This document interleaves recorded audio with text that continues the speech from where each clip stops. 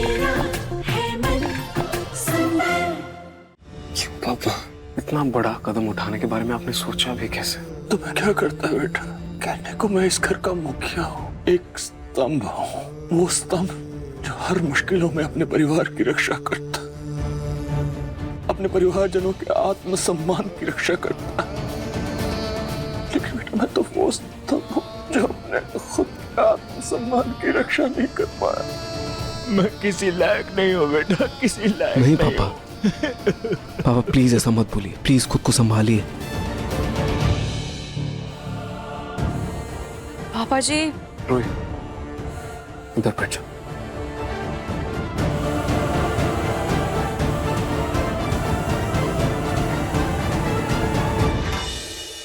पापा जी,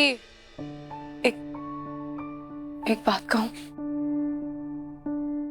पापा जी, जब आप काम करते थे, नई नई मीटिंग्स करते थे, लोगों से मिलते थे, रिश्तेदारों से मिलते थे, तब वो आपको कैसे जानते थे? पापा जी, वो लोग आपको आपकी काबिलियत, आपकी अच्छाई की वजह से जानते थे, आपकी दयालुता, आपकी हिम्मत, आपकी मेहनत से। और इसीलिए इतनी मेहनत से आपने उस छोटी सी कंपनी को इतने बड़े मुकाम पर लाकर खड़ा किया है।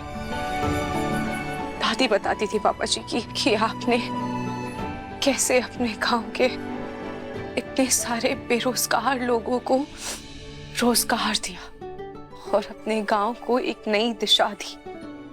पापा जी, जब आपने इतनी इज्जत कमाई है, इतना नाम कमाया है, तो इतने छोटे से हादसे से आपकी इज्जत, आपके नाम पर धूल कैसे चढ़ सकती है?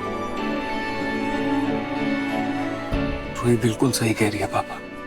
आपने मुझे, समर को वो काबिलियत दी है जिसके बदौलत हम आपके नाम को, इस घर की इज्जत को, बरसों से चलती आ रही है परंपरा को आगे लेकर जा सके। ये पूरा समाज आपकी इज्जत करता है पापा, पूरा शहर आपकी इज्जत करता है। वो तो छोड़ो, खुद भगवान आपकी इज्जत करते हैं। आप ऐसे इंसान हो और इन सब में ये चंद लोग आपके सम्मान को कैसे तोड़ सकते हैं? पापा जी, आपने वो दोहा सुना है, चंदन विष व्यापत नहीं, लिपटे रहत भुजंग।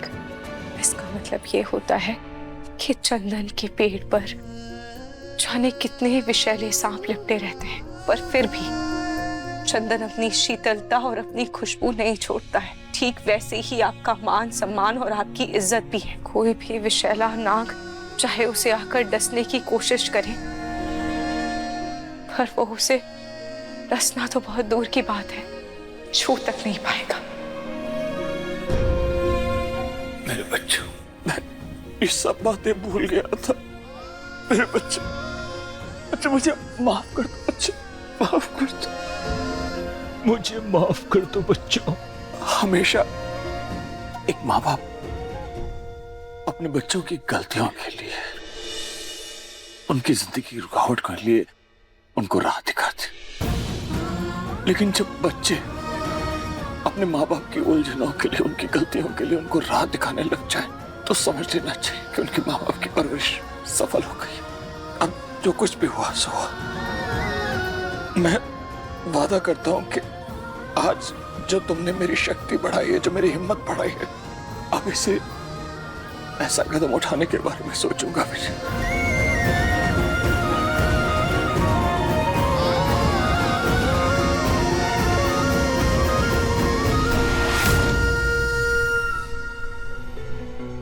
रतन को तो बच्चों ने समझा दिया, लेकिन उस राजेश्वरी और उसके पोते की वजह से मेरे बेटे की जो हालत हुई है ना, उसके लिए मैं उनको छोड़ूंगी नहीं।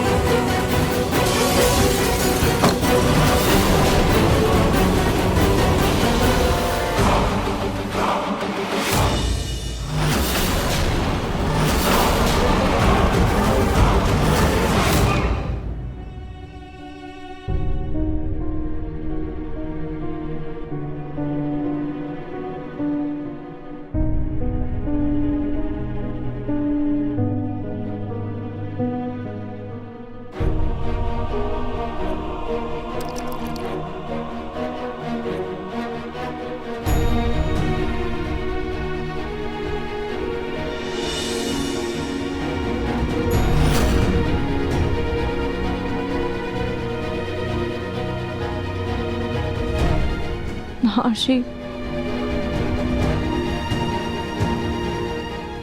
तुम इधर आओ, यहाँ।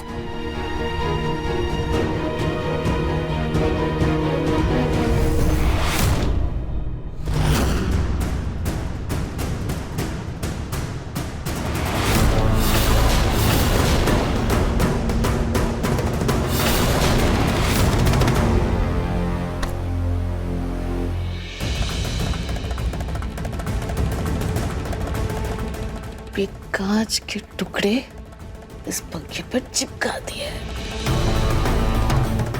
अभी पंखा ही मेरे काम आएगा। ये सारे कांच के टुकड़े ऐसे लगेंगे जैसे पंखे से कोई झूमर लटक रहा है। वैसे भी राजेश्वरी की गर्दन में दर्द रहता है, वो ऊपर तो देखेगी नहीं और उसका पूरा ध्यान उसकी बिल्ली में रहता है।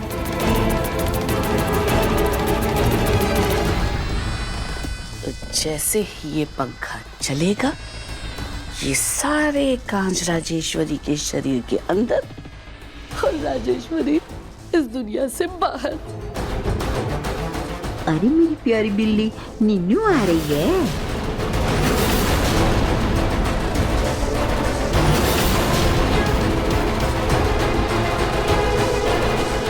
हे भगवान, ये इतनी जल्दी कैसे आ गई? मैं क्या करूं?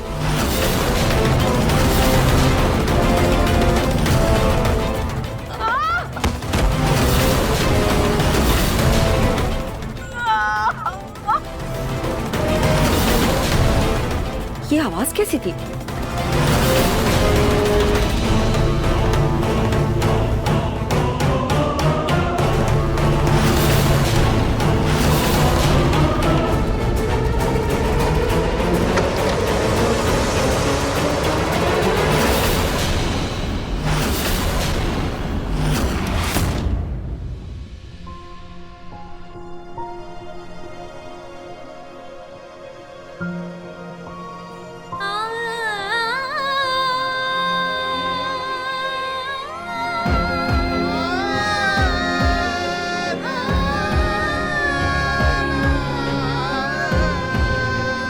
बस बस बस बस बस। Thank you Ruhi. आज ना तुमने सिर्फ पापा की जान बचाई, बल्कि उनके दिमाग से खुदकुशी का ख्याल भी हटा दिया। नहाश जी, ये आप क्या बोल रहे हैं? क्या वो सिर्फ आपके पापा हैं? नहाश जी, वो जितने आपके पापा हैं उतने मेरे भी हैं।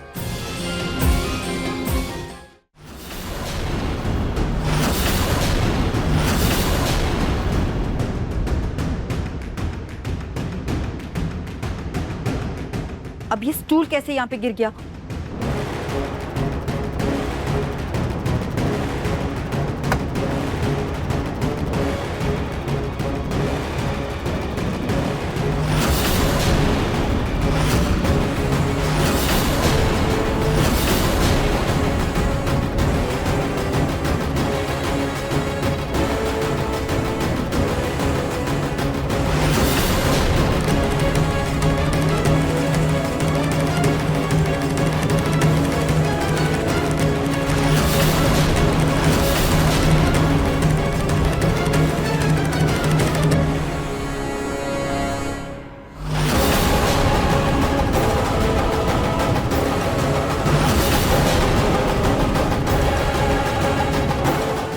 अब इससे मजा चखाती हूं मैं।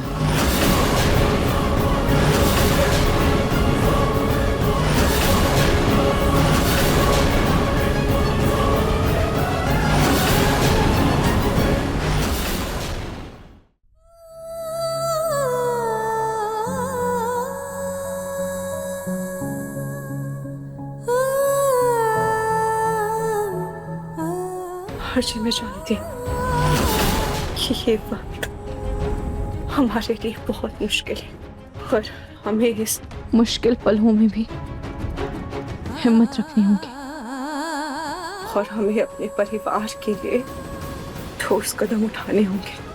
हर्षी, हमने जो पेपर्स की फोटोज खींचे थे, वो पेपर्स हमें किसी अच्छे भरोसेमंद वकील को दिखाना होगा, वो भी जल्द से जल्द।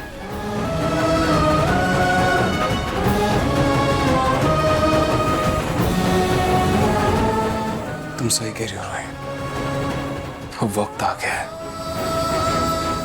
जो हमारा है उसे वापस पाने का।